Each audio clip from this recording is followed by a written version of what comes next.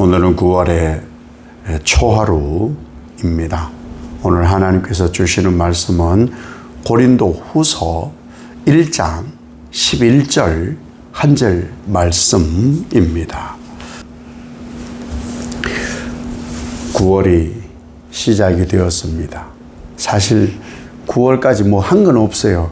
날짜를 빨리 가게 하거나 뭐 넙추거나 연세 있는 분들은 그 연세에 맞게 세월이 간다 그런 말씀을 하시더라고요. 저는 아직도 어려서 그걸 잘 못 느끼는데 뭐 인생이 50세가 되면 50km로 60세가 되면 60km로 뭐 70, 80km, 뭐 90km로 이렇게 간다 하는데 근데 그 가는 세월 서유석 장로님이신가 그분이 말하기를 가는 세월 그 누구가 막을 수가 있나요? 정말 그런 세월이긴 합니다. 어떻든 세월은 가서 벌써 9월을 맞이했는데 오늘 바울의 말씀을 빌려서 하나님과 우리 주 예수 그리스도의 은혜와 평강이 이번 한 달 동안 여러분에게 가득하시기를 예수님 이름으로 축복합니다. 참 바울은 우리가 신앙하면서 늘 배워야 되지요. 그래서 이 한 달을 바울의 신앙이 어떤가 고민하시면서 물론 새벽에는 사무엘서를 지금 묵상하지만 바울의 신앙을 함께 한번 걸어가 보면 어떨까. 왜냐하면 오늘 본문은 고린도 후서지만 바울 서신이 13권이잖아요. 바울 서신의 시작이 거의 다가 하나님과 우리 주 예수 그리스도의 긍휼, 은혜, 평강이 넘치기를 원하노라. 이렇게 모든 서신의 시작을 하거든요. 그런데 사실 우리가 이렇게 바울의 서신에 있는 하나님과 예수 그리스도의 은혜와 평강으로만 살아가기를 원하고 위로받기를 원하지만 근데 여전히 우리는 세상에 살다 보니까 세상이 주는 위로가 어쩌면 더 크다 이렇게 느껴질 때가 있어요. 이런 말을 해요. 물론 그걸 공감 못한다가 아닌데 공감도 해요. 저도 그래요. 저도 그렇고 공감도 하는데 그래도 마음은 51%는 하나님께로 더 가야 된다. 반반이 아니라 조금이라도 더 하나님께. 아이들 보면은 근심이 사라지지요. 아이들 보면은 행복해지지요. 아이들 보면은 저절로 미소가 머금어지지요. 그래요. 어르신들 모든 핸드폰에는요, 다는 안 봤습니다만은 저와 이렇게 연락이 되는 분들은 다 이 카톡이라는 거 하잖아요. 그리고 프로필 사진에 90% 이상이 애들 사진밖에 없어요. 손주, 손녀. 그게 위로가 되고 은혜가 되니까 그런 거 아니겠어요. 그런데 실제 우리의 은혜와 평강과 위로는 하나님이에요. 하나님. 예수님. 저는 사실 애들 사진을 안 올리거든요. 그 푸사에 잘 안 올려요. 몸부림 쳐보는 거죠. 몸부림. 세상살이에 진짜 사람들과 부대끼면서 살아갈 때의 은혜와 평강과 위로는 하나님과 예수님 뿐입니다. 우리가 알아요. 그 모르는 신앙인 한 명도 없어요. 그러나 좀 능동적으로 자발적으로 그 일들을 고백하기도 하고 실제로 내가 그렇게 살고 있음을 말하면 애들에게 아유 할머니는 너만 보면은 행복하다 그 말을 주님께 좀 하면 어떨까. 그런 얘기 해요. 진짜 제가 본 것만 얘기하는 거예요. 할아버지 할머니들은 아휴 너희들만 보면은 걱정이 없다. 엄마 아빠들도 그 인생살이 부대끼면서 얼마나 복잡해요. 집에 오고 애들하고 보면은 아휴 니들한테 좀 더 잘해줘야 되는데 니들밖에 없다. 아휴 니들만 있으면 나는 행복하다. 근데 그 얘기를 하나님도 듣고 싶고 주님도 듣고 싶지 않겠느냐는 거죠. 좀 제가 좀 별나다고 말씀을 드렸는데 그렇게 우리는 살아야 돼요. 그게 진짜 뼈에 사무친 고백이 되어져야 되고 그리고 세포 하나하나에 그런 것이 새겨져야 이게 고백되지.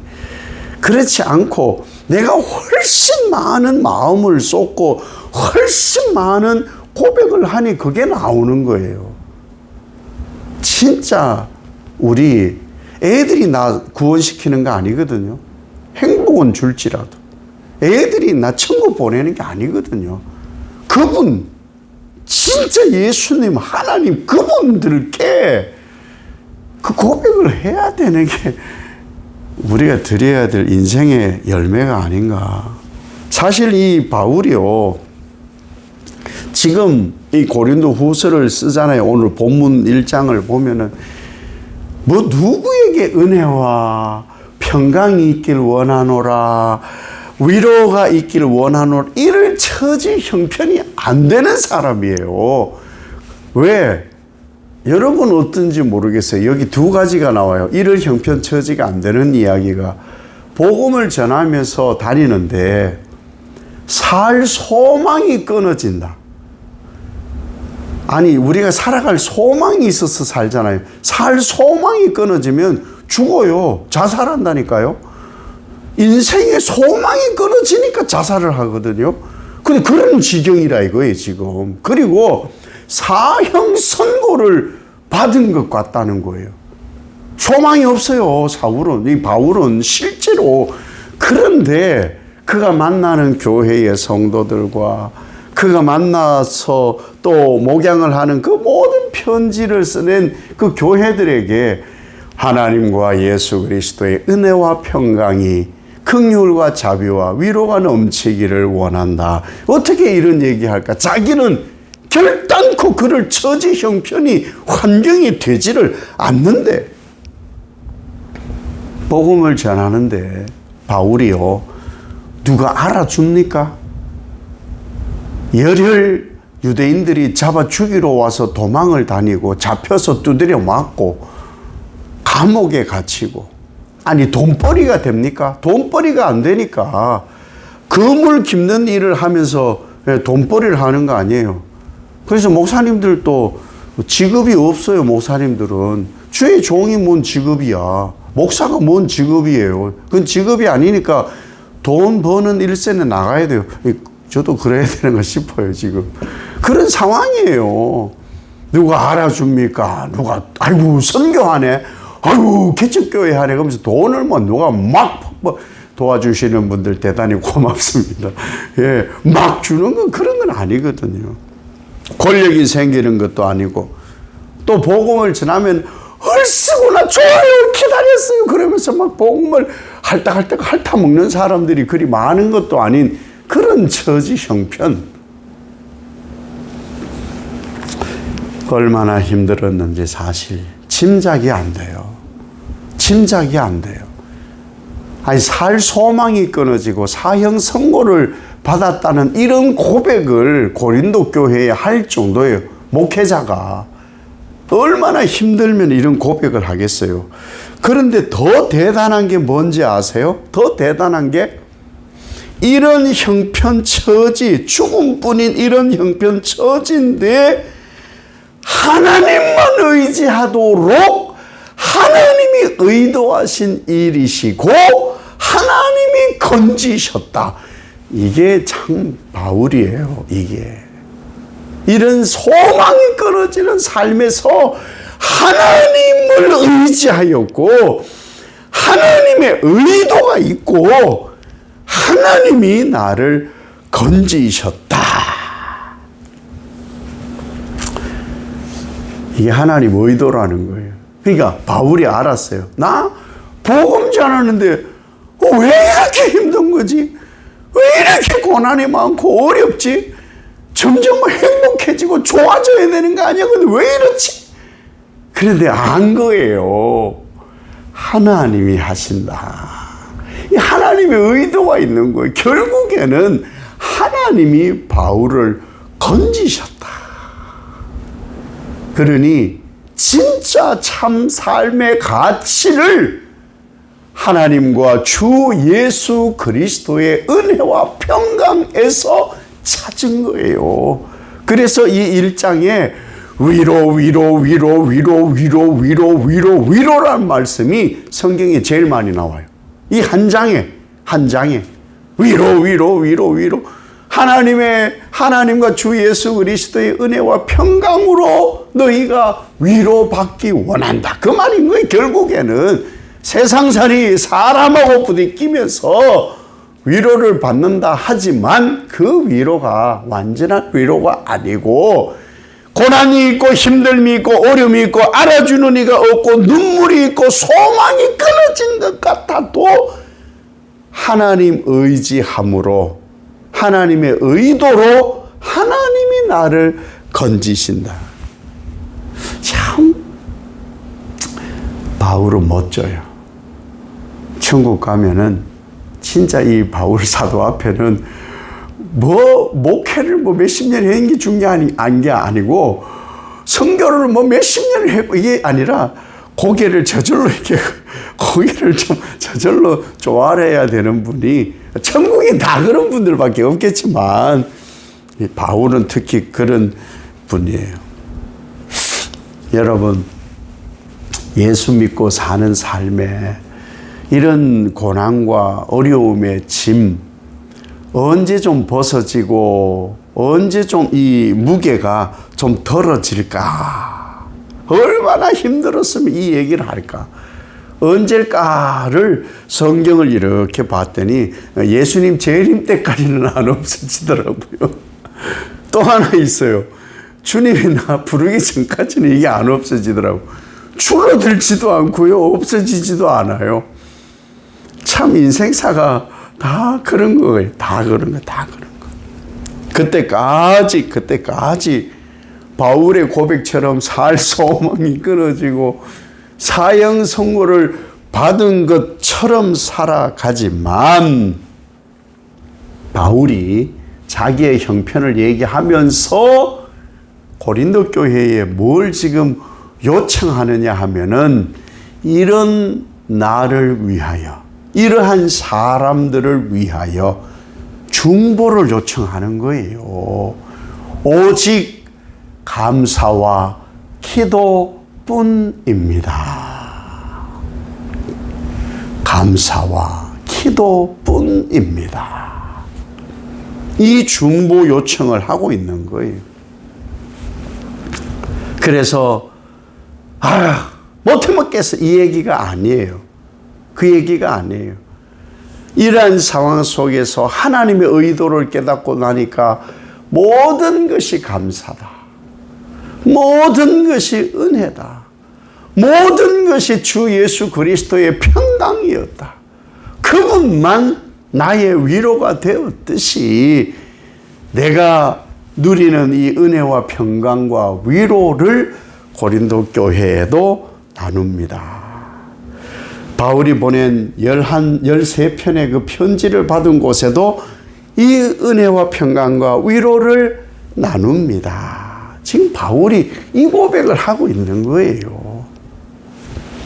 9월 한 달 동안에 우리는 하나님 의도대로 살 거예요. 내 계획대로 되는 것 된다고 하면 교만해지거든요. 하나님 의도대로 될 거예요. 그 하나님의 의도대로 되었을 때에 은혜와 평강과 위로는 하나님뿐이시구나. 하나님이 나를 건지시려고 이 의도대로 계획대로 섭리대로 나를 인도하셨구나. 하나님의 은혜의 샘은 역시 마르지 않는구나. 하나님의 은혜의 강은 도도히 흐르고 있구나.